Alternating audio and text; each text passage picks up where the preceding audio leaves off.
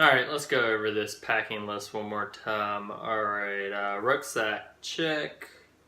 Boots, check. ACU tops, check. ACU bottoms, check. T-shirts, check. What am I forgetting? Oh yeah, that's right. Pillow. Every officer's got to have one out in the field, right?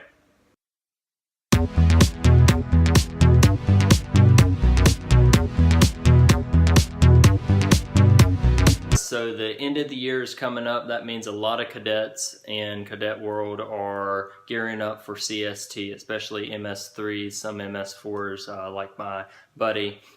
And he came up to me and asked me the question of what do I recommend him bringing to CST, to Fort Knox, Kentucky with him. So I thought I'd make a video about items that I would recommend bringing with you to camp and items that I wish I had or did have that really helped out during camp. So the first item is socks. So I have two pairs of socks here. Both of them are smart wool socks.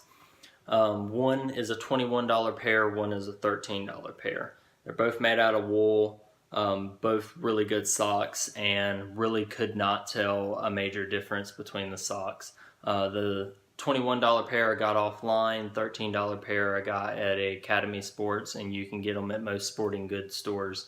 And the real great thing about both pairs is that I did not get one blister my whole 31 days at Fort Knox. And I mean, a lot of people had trench feet, a lot of people got really bad blisters, and I was just immune to them with these socks. So I really recommend investing in some good socks. If not smart wool, there's a lot of other good brands out there. Do some research. But I definitely do recommend smart wool because personally I know that it works. So yes, they're $13 pair of socks, but it's definitely worth the investment to not get, you know, blisters all over your feet, not have bloody feet, and not to you know, go to sick call just because your feet are torn up and you can't continue on with your rucks and with your missions. So that's the first thing. The first priority is take care of your feet while you're at camp. Next thing is a Rite and Rain book. So they have multiple varieties of these. This one actually isn't the one that I would recommend. The one that I would recommend actually has little cheat sheets in the back. It has how to draw out a range card. It has the symbols for maps. It has a 9-line written out for you and everything, and it also has, you know, the little papers for you to write on there. So I definitely would recommend a Rite and Rain. I would recommend that one specifically. I'll leave a link for that down below the video so you can take a look at that. I would also invest in a case for your Rite and Rain. So this one comes with some pouches for your pens and whatnot, and little areas to put your books. Probably get 1 or 2 Rite and Rain books. It's definitely a good investment. Maybe get a small one to keep in your pocket, and then get the bigger one with all the cheat sheets in the back. It's definitely a lifesaver when you're out there. Don't take paper out there because it will rain at Fort Knox, and when it rains, all your notes, all your information that you have is going to just get soaking wet. So if you have a Rite and Rain, it'll save your life there in that case. So next is pens. You're going to want to bring a lot of pens and pencils. These are all I have left for pens, and I started out with 10. So definitely bring a lot of pens to camp with you, because you're going to let people borrow these pens. You're going to lose these pens. So, you know, if you just bring 1 or 2 and you lose both of them, then you're SOL for the rest of the camp or the rest of the time you're out in the field. So that wouldn't be good. Next on the list is a map cover. So this one I got at Walmart. I'll leave a link for that too down below. So it's just basically a Ziploc bag, kind of a little more sturdy, and you slip your map in there, close it back up. Has these little hoops that you can hook to your flick and whatnot, and that really protects your map because, like I said, it's going to rain out there. So having something to keep your gear from getting wet is always a great idea. Next on the list is your Ranger Handbook. You're going to give you a cadet handbook there. You're going to be reading that. But I always recommend bringing a Ranger Handbook. Even though it's not doctrine, it's basically doctrine. So it's your little cheat sheet. You're going to be able to use it. And it does a little bit more explaining to tips and stuff than the Cadet Handbook does. The Cadet Handbook does the doctrine way of ambush and recon and all these different lanes that you'll be running, but if you get the Ranger Handbook, it has a little bit more in-depth instructions in there, and also it'll teach you how to skin a rabbit. So definitely invest in a good copy of the Ranger Handbook. It helped me out while I was at CST, and it will definitely help you out as well. Next on the list is a mirror. So if you're like me and you have to shave every 3 hours, you're definitely going to want to get a mirror so that you can make sure that you're not missing spots. Of course, your face is going to be covered with face paint the whole time you're at camp, but you will have to shave, and you won't be able to get away with a full-blown beard. So getting a mirror so that you can see what you're doing out in the woods, it's a great investment. Steal one from your girlfriend like I did if that's necessary and you can't find a little one to buy. So onto that, get your own face paint. So they're going to provide you face paint. They're going to provide you this little tube thing of face paint, and you're going to have to heat it up with a lighter and draw it on your face. And it's really horrible. It doesn't go on your face very well. It falls off very quick while you're sweating. So if you invest in some good face paint, it'll be less of a hassle trying to melt down their face paint and actually put it on your face. So face paint is the next thing on the list. Next, first aid items. So get some tape, get some Band-Aids, Neosporin, Purell, hand sanitizer, things like that. Definitely moleskin just in case you do get blisters, especially if you didn't listen to me and you did not invest in smart wool.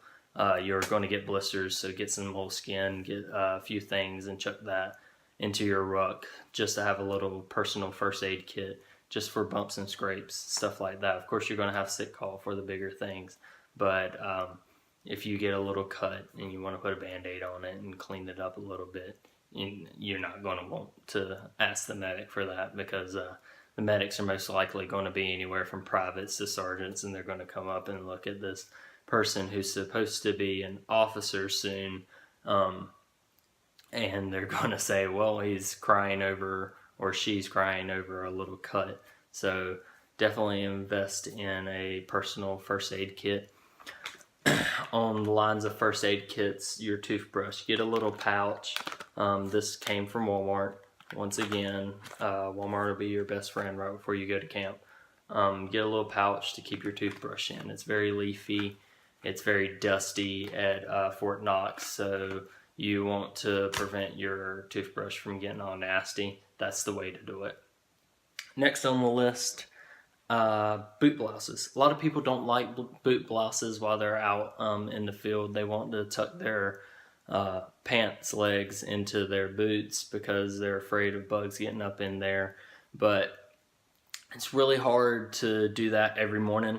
It's time consuming. It's also hard if you need to take your boots off for whatever reason, to loosen them up and tighten them again and then tuck it all in, and it's just really time consuming. So I would recommend getting some boot blouses. They're only like $1.50 for 4 of them, and you get 2 of them, tie them together just like I have right there, and that will have a tighter grasp around your ankle, and it will prevent those bugs from getting up there.